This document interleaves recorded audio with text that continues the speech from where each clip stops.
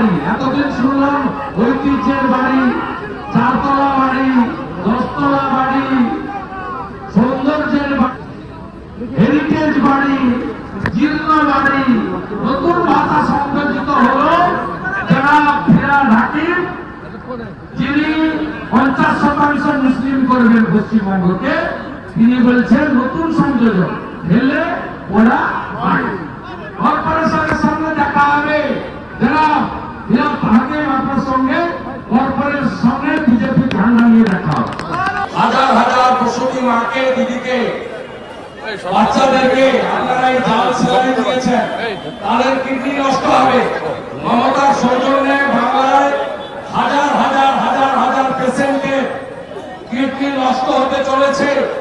10 December রাজ্য সরকার জেনেছে, তারপরে যারা সেলাই নিয়েছে তাদের তালিকা প্রকাশে।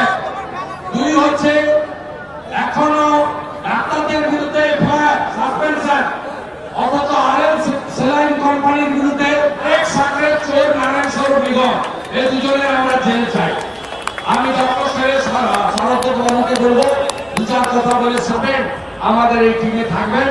আমরা রাজভবনে যাব, শরৎ বাবু 2-4 মিনিট বলে এই কর্মসূচি